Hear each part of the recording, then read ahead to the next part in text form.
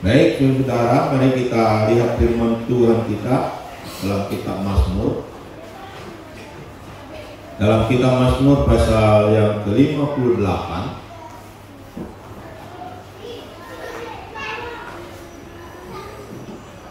Kitab Mazmur pasal 58 ayat 11 dan ayat 12. Kitab Mazmur pasal 58 ayat 11 dan ayat 12. Mari kita baca bersama-sama ayat firman Tuhan ini, dua ayat. Sudah dapat? Mari kita baca bersama-sama ayat firman Tuhan ini. 1, 2, 3. Orang benar itu akan bersukacita sebab ia memandang pembalasan. Ia akan membasuh kakinya dalam darah orang fasik, dan orang akan berkata, sesungguhnya ada pahala bagi orang benar. Sesungguhnya ada Allah yang memberi keadilan di bumi. Ya. Saudara-saudaraku dikasih oleh Tuhan, kita melihat banyak gaya hidup manusia. Ada gaya hidup manusia itu gaya konsumtif. Konsumtif itu artinya ya suka belanja, suka makan, dan ya, menghabiskan keuangan dan seterusnya. Ya, konsumtif. Ya. Tapi juga ada orang yang punya gaya hidup itu gayanya adalah pelit. Gaya pelit. Sehingga gaya pelit ini adalah dia sangat susah untuk menikmati, akan mungkin menghabiskan uangnya, menghabiskan hartanya, sangat pelit sekali gitu. Bukan lagi hemat, tapi lebih mengacu pelit, tidak mau menikmati apa yang ada pada dia. Uangnya susah keluar, belanjanya susah, ya, dan sebagainya. Disimpannya baik-baik saja di rumah, disimpan baik-baik di bank saja, dan tidak pernah mau menikmatinya. Ya. Nah, jadi ada orang yang punya gaya hidup konsumtif, yang gayanya hanya menghabiskan, tidak mau tahu hari esok bagaimana, yang penting antang saja. Bahkan kadang-kadang lebih apa istilahnya orang tuh, penghasilan tidak seberapa tapi pemakaian lebih daripada penghasilan itu. Tapi ada orang yang hemat sekali, tidak mau menikmatinya. Tapi ada orang yang memiliki gaya hidup yang sedang-sedang saja, ya, sedang-sedang saja, dapat dia nikmati. Lalu dia juga tidak terlalu menghabis-habiskan, tapi dia juga tidak terlalu pelit, artinya dia juga menikmati. Nah, hari ini kita mau belajar tentang gaya hidup orang benar. Ya. Arti gaya hidup adalah satu kebiasaan.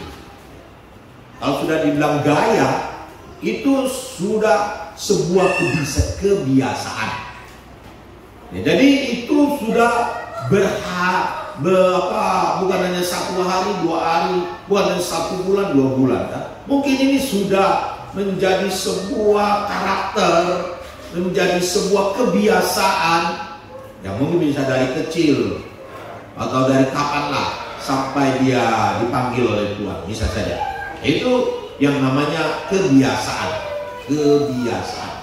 Nah, saudara-saudaraku dikasih oleh Tuhan, kita mau melihat gaya hidup orang benar. Bagaimanakah gaya hidup orang benar? Orang benar yang dimaksudkan di sini siapa dan apa dia? Orang benar yang pertama adalah benar secara posisi. Benar secara posisi artinya adalah orang ini sudah percaya kepada Tuhan. Dia sudah percaya kepada Tuhan Yesus menerima Kristus dalam hidupnya sebagai Tuhan dan Juru Selamat, sehingga dia dibenarkan secara posisi oleh Allah. Nah, kemudian saudara-saudaraku dikasih oleh Tuhan, orang benar selanjutnya itu memiliki implikasi dalam kehidupan yang benar. Kehidupan yang benar, kehidupan yang sesuai dengan kebenaran-kebenaran firman Tuhan, kehidupan yang beriman kepada Tuhan.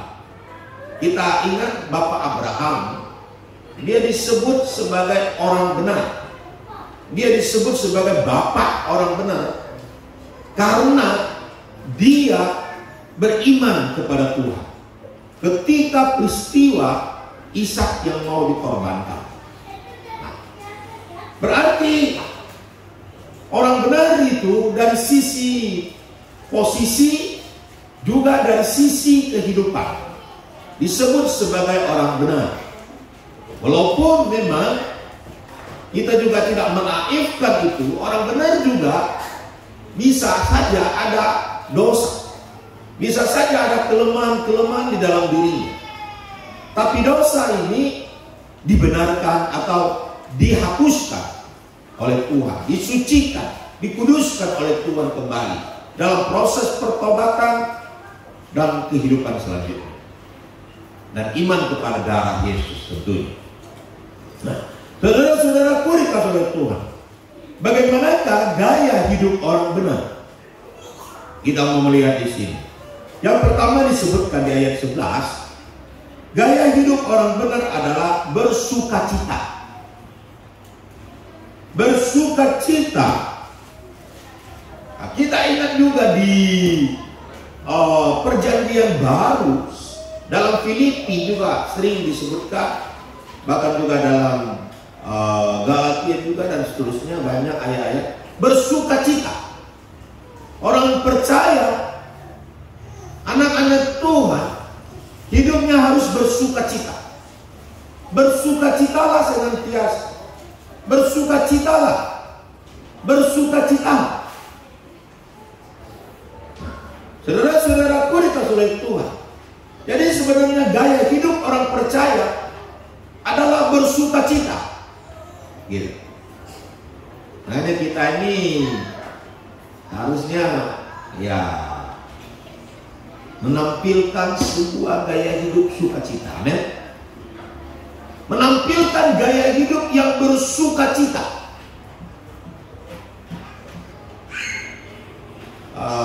Sukacita kadang-kadang bisa dilihat dari apa?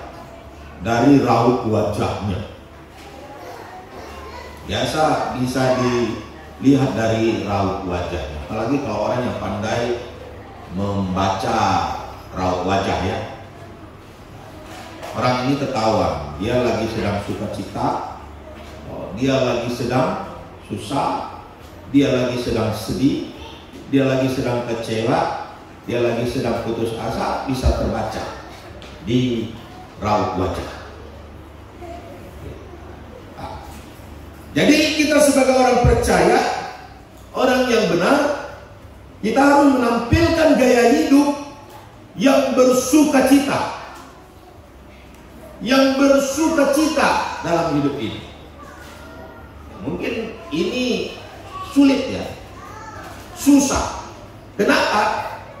Karena kita di dunia ini dihadapkan banyak masalah.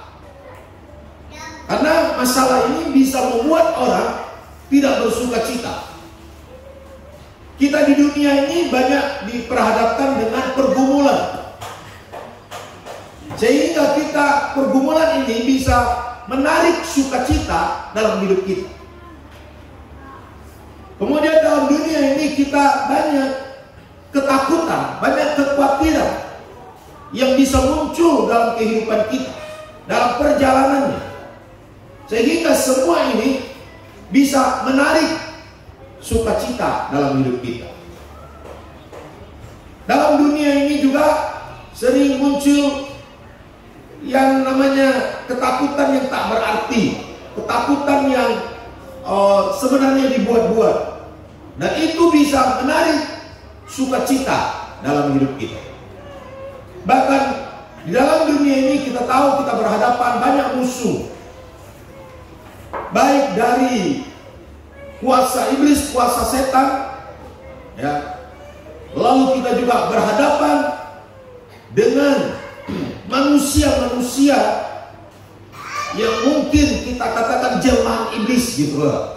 Sampai kayak gitu kita ngomong gitu ya. Ini bukan lagi manusia, ini iblis ini.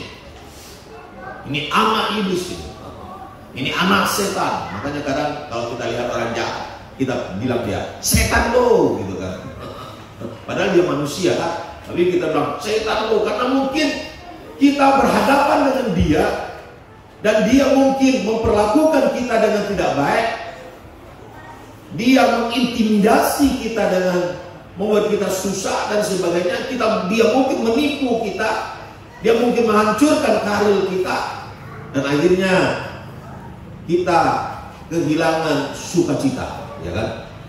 Sukacita. Makanya kadang-kadang ketika kita sedang senang-senang, tiba-tiba datang musuh kita, muka kita langsung berubah kan? Dan tadinya lagi senang-senang, tiba-tiba datang musuh kita, datang orang yang kita tidak senangi, wajah langsung berubah, perasaan pun langsung berubah. Tadinya senang langsung jadi marah, senang langsung jadi kecil, jadi langsung wah macam-macam lah reaksi. Saudara-saudaraku dikasih oleh Tuhan, apakah kita harus mengikuti arus dunia ini? Apakah kita harus dengan berbagai alasan, dengan berbagai topeng, lalu kita berkata, saya nggak bisa bersukacita, saya nggak bisa bersukacita, hidup saya penuh dengan masalah, hidup saya penuh dengan pergumulan, hidup saya banyak musuh, hidup saya nggak bisa bersukacita, nggak bisa bersukacita. Saya nggak punya uang, saya bukan orang kaya, saya susah hidup ini. Ya. Jadi, kalau saudara, kadang-kadang kita mencap, ya. Mencap. Kalau kita pergi ke tempat orang-orang yang mungkin miskin, ya, cara jasmani, rumahnya mau roboh-roboh gitu kan, atapnya dari atap daun gitu ya. Lalu kita lihat mungkin lobang-lobang dan sini, kita bilang apa ya? Biasanya kita cap orang susah, padahal belum tentu orang miskin itu orang susah. Ya, saya lihat juga, saya masuk kampung-kampung, bahkan rumahnya sudah miring, sudah hampir tumbang gitu ya, kalau secara logika ya, tapi hidupnya masih bisa bergembira juga.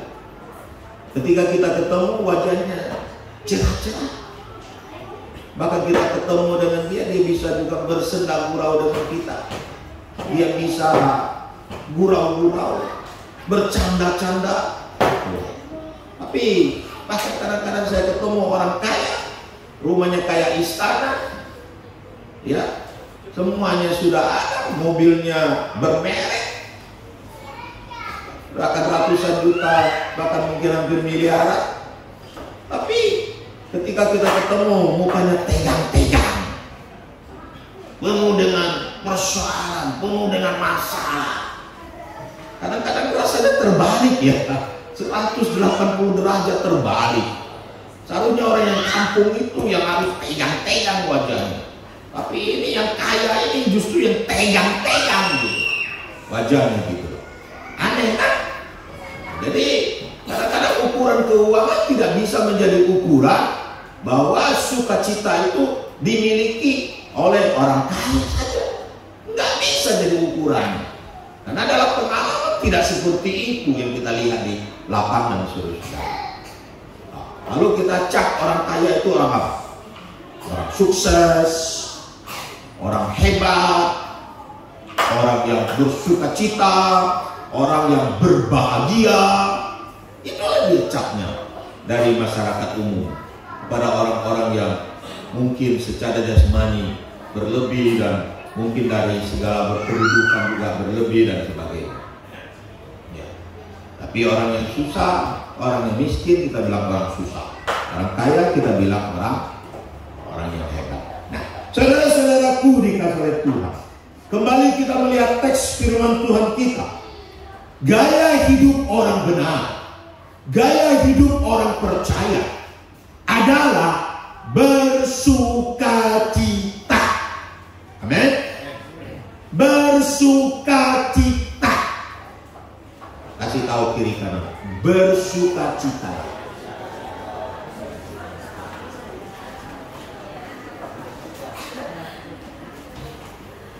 Bersukacitalah. Mengapa? Why? Sekarang kita bertanya, mengapa orang percaya itu bisa bersukacita? Mengapa orang percaya itu bisa bergembira dalam hidupnya? Mengapa? Di sini tidak disebutkan karena mereka banyak duit. Bukan di sini berkata mereka tidak punya masalah. Di sini tidak berkata mereka segala kehidupan mereka terjamin atau segala macam. Tidak ada. Mengapa mereka bisa bersukacita? Apa masalahnya? Dikatakan orang benar itu akan bersukacita. Ada kata sebab di situ, kita lihat baik-baik. Sebab ia memandang pembalasan. Amin. Ia memandang pembalasan. Ia akan membasuh kakinya dalam darah orang fasik. Saudara-saudaraku dikasih oleh Tuhan, ini dalam konteks bagaimana orang benar itu ditindas, bagaimana orang benar itu diintimidasi, bagaimana orang benar itu diambil haknya oleh orang-orang fasik, orang-orang yang jahat, orang-orang yang pura-pura percaya Tuhan tapi tidak percaya Tuhan, orang-orang yang tidak benar, mengintimidasi, menghancurkan orang-orang benar ini.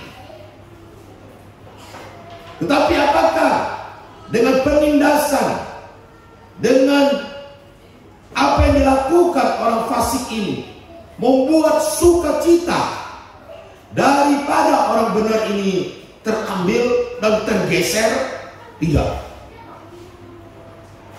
Tetapi mereka tetap bersukacita karena mereka memandang kepada Allah sebagai pembalas, Allah yang akan menghancurkan orang fasik. Dikatakan, bayangin, digambarkan sampai darah orang fasik itu menjadi apa? Menjadi air untuk mencuci kaki bagi orang benar. Bayangin, orang fasik ini darahnya menjadi air untuk mencuci kaki dari orang benar. Luar biasa di sini. Artinya pembalasan Allah yang luar biasa itu akan dinikmati oleh orang benar. Dan Allah dikatakan di ayatnya yang ke-12, sesungguhnya ada Allah yang memberi keadilan di bumi.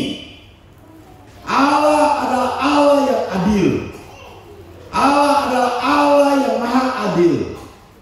Dia akan membalas segala sesuatu di muka bumi ini, termasuk kepada orang-orang fasik, yang mau menghancurkan orang-orang benar ini. Saudara-saudaraku yang dikasihi oleh Tuhan Yesus, apa yang menyebabkan kita kehilangan sukacita hari ini? Apa yang menyebabkan kita kehilangan sukacita hari-hari ini? Apakah keuangan kita? Apakah masalah-masalah dalam hidup kita? Apakah sakit penyakit dalam hidup kita? Apakah karena orang-orang yang menindas kita? Atau apa yang membuat kita tidak bersukacita lagi hari ini?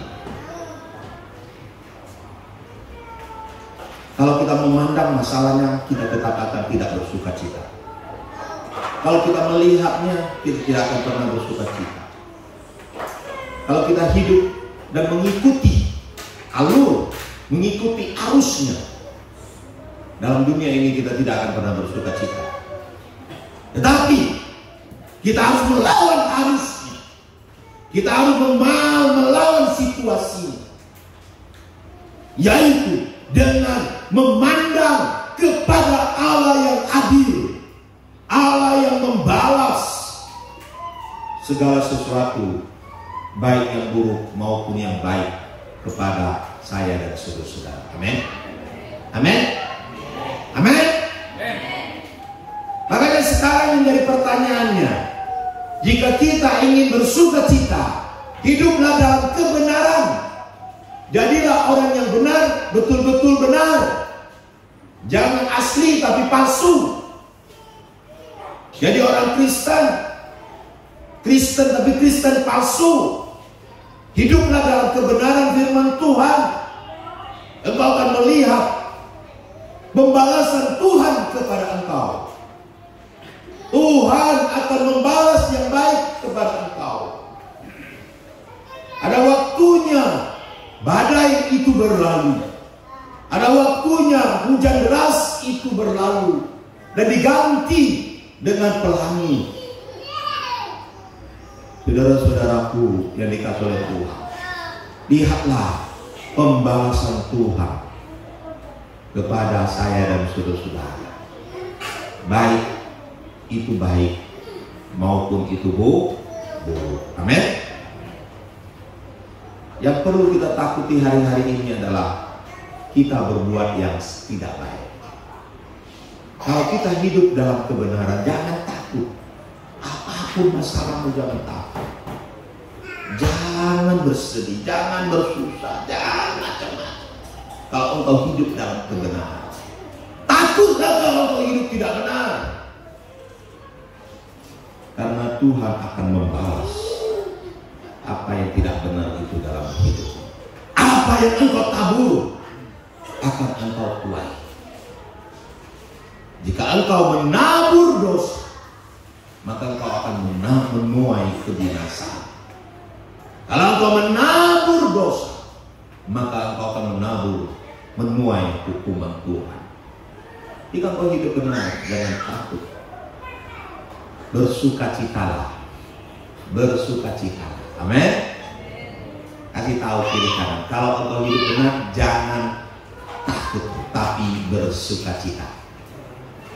Agak panjang ya. Ingat,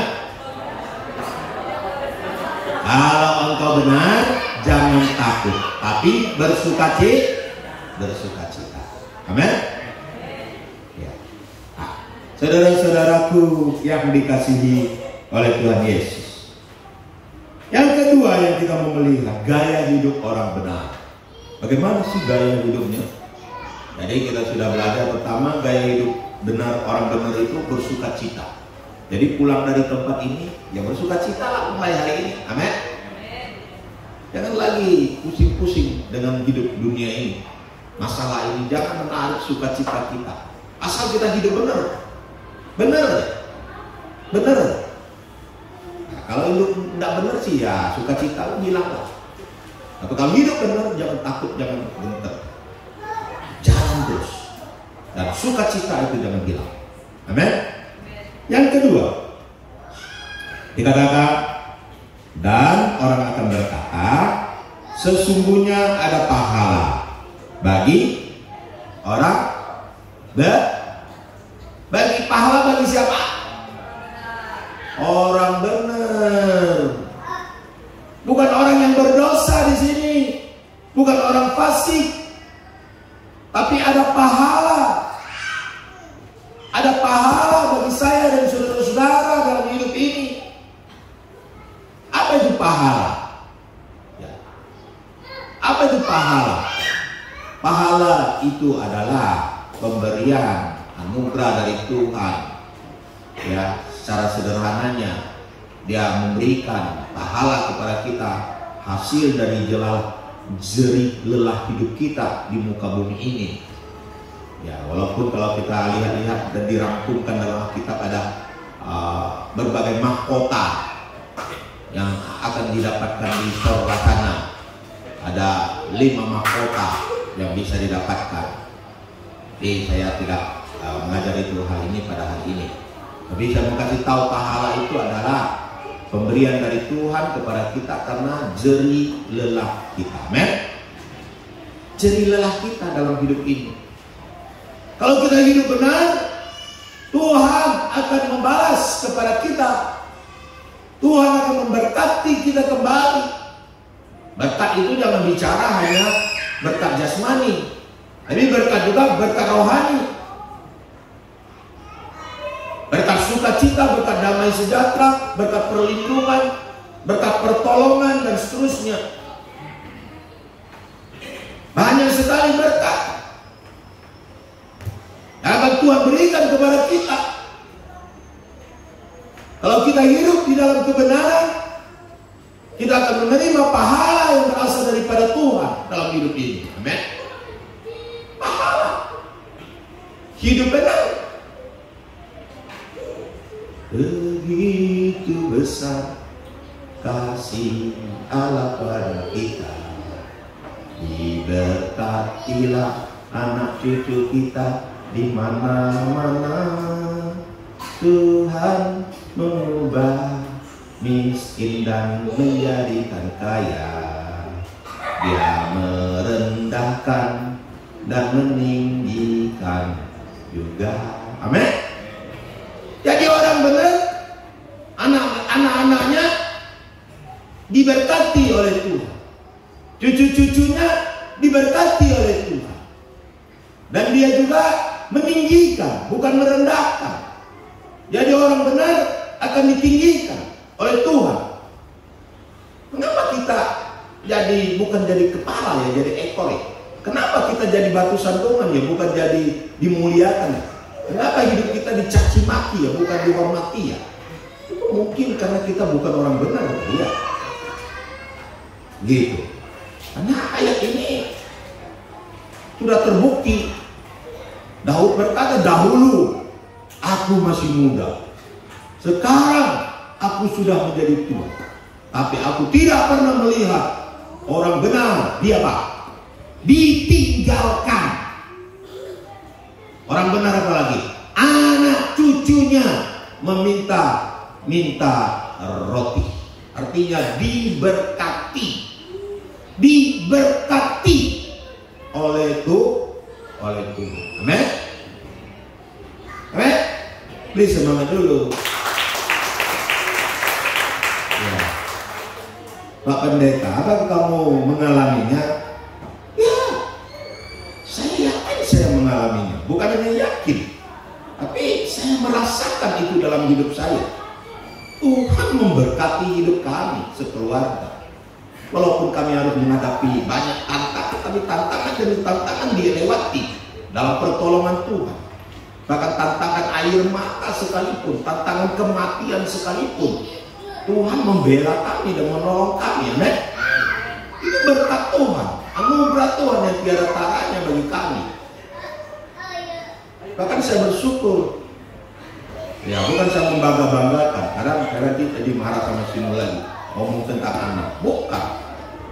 Ya, saya bersyukur sampai hari ini anak saya sehat-sehat saja dua-duanya. Ya, Eren sehat-sehat, Agio juga sehat, sekolah mereka juga ya baik-baik lah. Dan kemarin juga Eren juga bisa lulus dalam tes yang diadakan oleh Untang. Ya nggak tahu lah berapa orang yang ikut tes itu, banyak kan, yang dipilih hanya 70-an orang katanya ya, tapi dia berhasil tes. Saya sendiri sudah tidak optimis ya, karena terlalu banyak itu peserta tesnya kan ya. Tapi puji Tuhan dia berhasil lulus yang dalam tesnya ya. Karena Tuhan dipelihara, dijaga oleh Tuhan. Amin. Nah, pahala sampai ditetapkan ada rumah itu, apa itu, perumahan sepahala. Sepahala. Nah, kalau kita pergi ke itu Kali Nilam ada namanya sepahala. Ya, sepahala. Saudara-saudara, pahala pemberian dari Tuhan dalam hidup kita. Gaya hidup kita sebagai orang benar dalam pahala ini adalah kita hidup supaya kita mendapat pahala. Ini sesuai dengan ayat firman Tuhan yang mengatakan, engkau jangan mengumpulkan harta dunia, karena harta dunia penuh dengan pencuri dan banyak nyengat dan karat. Artinya itu semua itu bersifat sementara hidup ini. Tapi kumpulkanlah harta di sorga. Karena di sorga tidak ada nyengat dan karatnya. Nah, ini bukan berbicara tentang materialistis. Ini bukan berbicara tentang kita seperti orang yang ingin dapat ini bukan. Tapi ini perlu kita hidup untuk membawa berkat-berkat dan menjadi berkat bagi dunia ini. Dan juga ketika kita pulang ke surga, kita menyenangkan hati Tuhan. Apa yang bisa membuat kita menyenangkan hati Tuhan ketika kita masuk surga? Yaitu kita membawa pahala. Ada pahala. Ya. Dalam teologi dijelaskan pahala itu fungsinya adalah untuk menyenangkan hati Tuhan.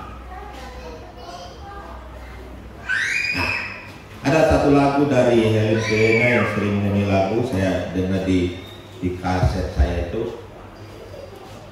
Jika Tuhan panggil engkau, apakah Tuhan sudah puas dengan engkau?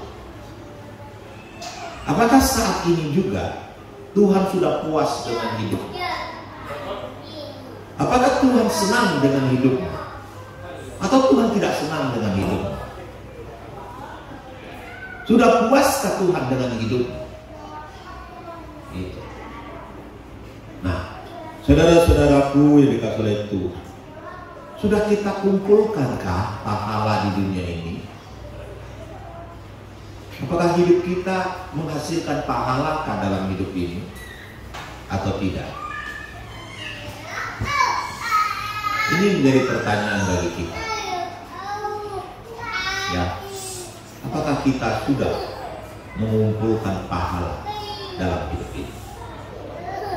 Saudara-saudara, sebagai refleksi kita melihat hidup dalam sukacita membuat kita, kalau ada orang yang mengintimidasi kita, kita tidak perlu marah, karena kita melihat pembalasan dari Tuhan. Amin. Bukan berarti kita minta diintimidasi. Kita tidak membalas kejahatan dengan kejahatan. Kita kan sering kan, kalau kau buat satu kali, saya ampuni kamu. Kalau kamu buat 2 kali, saya ampuni kamu. Kalau 3 kali, tidak ada lagi pengampunan. Sudah batas kesabaran. Jadi, jika kita hidup memandang kepada pembalasan Tuhan, maka kita tidak akan membalas kejahatan dengan kejahatan. Tapi kita bisa membalas kejahatan justru dengan kebaikan. Dan kita akan bisa tetap hidup bersukacita walaupun di tengah-tengah kesulitan hidup bagaimanapun di dunia ini, karena kita memandang pembalasan dari Tuhan. Gaya hidup yang kedua, kita melihat bahwa kita mengumpulkan pahala dalam hidup ini, supaya hidup ini tidak menjadi sia-sia. Kita tahu waktu kita dari hari ke hari itu makin pendek tentunya, bukan makin panjang. Ya. Harusnya waktu ulang tahun itu nyanyinya itu diubah. Kadang kita nyanyi lagu apa? Panjang umurnya, panjang umurnya, panjang umurnya serta mulia, serta mulia, serta mulia. Saya tahu ini doa supaya orang itu makin panjang umur. Tapi sebenarnya kalau bicara dari realitas, orang itu makin pendek umur. Ketika ulang tahun, umurnya makin pendek. Kalau berbicara dari realitas, harusnya nyanyi lagunya pendek umurnya, pendek umurnya, pendek umurnya sekarang juga. Kan betul kan? Sekarang umurnya makin pendek, betul kan? Bukan makin panjang. Itu realitas kan? Realitas. Hidup kita ini makin pendek, bukan makin panjang dari hari ke hari. Ya, karena kita bertanya, sudah mengumpulkan pahalakah kita? Adakah kita pahala? Adakah kita hidup menyenangkan hati Tuhan? Berapa banyak pahala kita di surga? Ya, kita mencatat pahala itu akan dikembalikan oleh Tuhan. Mungkin saudara-saudara berkata pahala itu hanya dikembalikan ketika kita berada di surga. Tapi ada ayat yang mengatakan, barang siapa meninggalkan ladang, meninggalkan saudara-saudara, meninggalkan itu hartanya dan seterusnya, dia akan menerima kembali berapa kali lipat? 100 kali lipat. Bukan hanya yang akan datang, tetapi di dalam kehidupan ini juga mereka akan menerimanya. Itu sederhana, saya terjemahkan dalam sederhana. Artinya, ketika kita berani menabur di dalam pahala, ada waktunya Tuhan memberikan kembali kepada saya dan saudara. Ini sesuai dengan hukum menabur dan menuai. Barang siapa menabur, dia akan menuai. Amin. Amin. Amin. Amin. Saya yakin nggak mungkin Tuhan kalau kita menabur uang dengan Tuhan, persembahan sepersepuluhan, dapat syukur dan sebagainya, tabur, lalu baliknya di surga saja. Baliknya di surga. Untuk apa lagi di surga uang? Betul tak? Yang kita perlukan juga di dunia uang itu. Di surga nggak perlu lagi uang. Di surga ini hidup sukacita, bahagia bersama dengan Tuhan. Ya, dari malam saya terus ditanya sama ini, di surga bisa penuh orang nggak? Oh, dia bilang ini ya pertanyaan polos-polos saja. Jadi saya bilang Tuhan itu maha kuasa. Lalu tadi malam juga ditanya beberapa jemaat, di surga ada anjing nggak? Di surga ada binatang nggak ya? Saya bilang bisa ada, bisa tidak ada. Nggak ada itu karena roh-roh yang ada, apa bukan roh, anjing mati tidak ada rohnya dan tidak masuk surga. Jadi mereka habis begitu saja. Ikan pun begitu. Kalau ikan ada rohnya dan bisa masuk surga, di surga penuh dengan ikan. Karena ikan itu beranak itu bukan satu ekor beranak itu bisa ribuan itu ikan. Sedangkan tiap hari kita makan ikan, kan? Banyak orang makan ikan kan? Nah, ayam pun begitu kan? Oh, begitu banyak bisa ditetaskan. Telur-telur itu ketika dia menelur satu hari bisa pakai mesin ditetaskan. Kalau binatang bisa masuk surga, lebih banyak binatang di surga daripada manusia. Logis tak? Sangat-sangat logis sekali. Tapi kita kembali lagi kepada kemahakreatifan Tuhan, kemahapenciptaan Tuhan. Bisa saja Tuhan ciptakan binatang-binatang yang mungkin bentuk baru atau apa ya. Itu terserah pada Tuhan. Yang penting di surga itu hidupnya penuh dengan kebahagiaan. Ya kan? Amin. Penuh dengan sukacita. Tidak usah pusing kita. Tuhan bisa atur segala sesuatu dengan luar biasa. Beri semangat dulu. Saudara-saudaraku dikasih oleh Tuhan. Kalau kadang-kadang kalau saya sudah memikirkan tentang surga, ya bila perlu semua harta saya kasih sama Tuhan. Tapi saya juga bingungnya kalau kasih saya pakai apa lagi? Gitu ya, harus berhikmat juga gitu kan. Karena di surga hidupnya itu sudah serba luar biasa gitu. Kita ingin hidup di surga itu luar biasa gitu loh. Saya pikir pahalanya juga luar biasa gitu loh. Jadi rugi, makanya minggu lalu katakan rugi kalau orang yang tidak memiliki pahala di surga, karena pahalanya itu luar biasa. Amin. Luar biasa. Bukan sesuatu yang biasa-biasa. Kita terlalu tergoda dengan dunia ini. Hidup kita selalu sudah tercetak otak kita di dunia ini. Sehingga kita berpikir pahala di surga itu ya hal-hal biasa. Mungkin mobil lah, mungkin motor lah. Lebih daripada itu hidup saudara-saudara. Amin. Rugi. Makanya hidup kita dari menit ke menit, hiduplah dengan benar.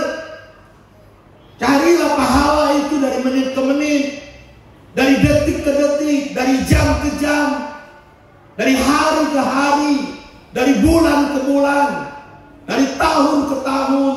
Hidup ini sementara, hidup ini sangat penting. Waktu itu penting sekali, sangat penting, sangat luar biasa. Kita harus menabur.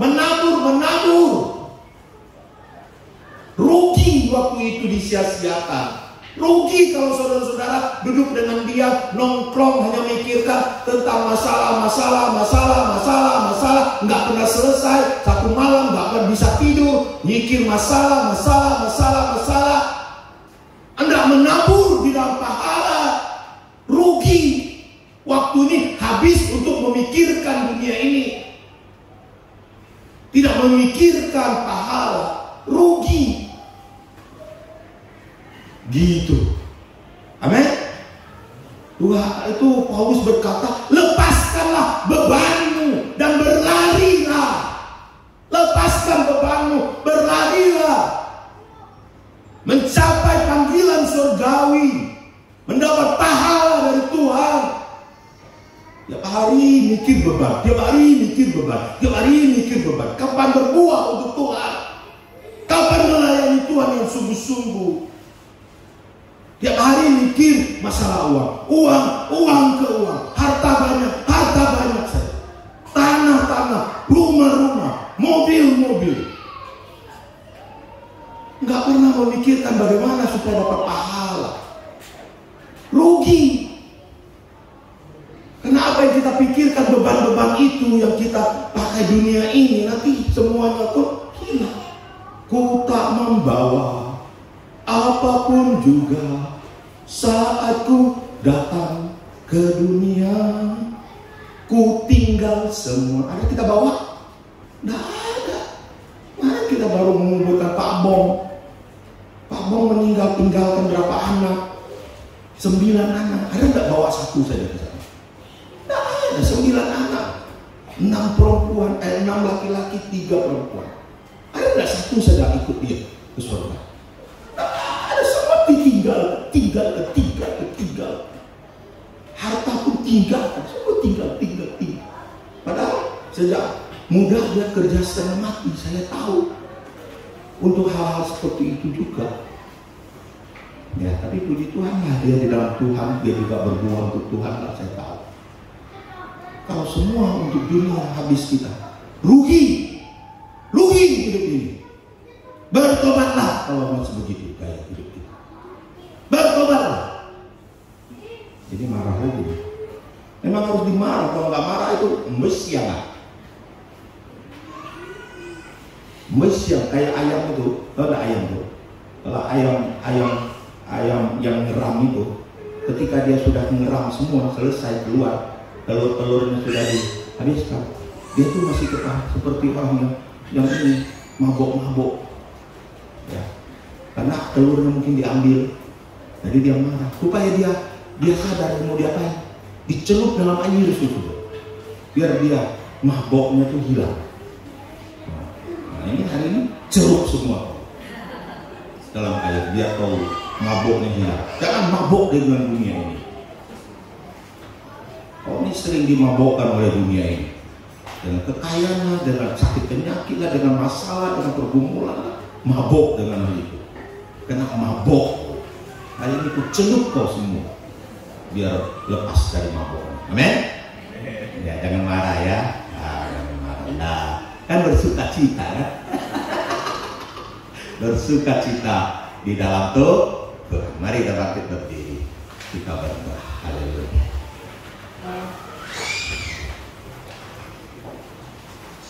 Ku tak mau hidup percuma, tiada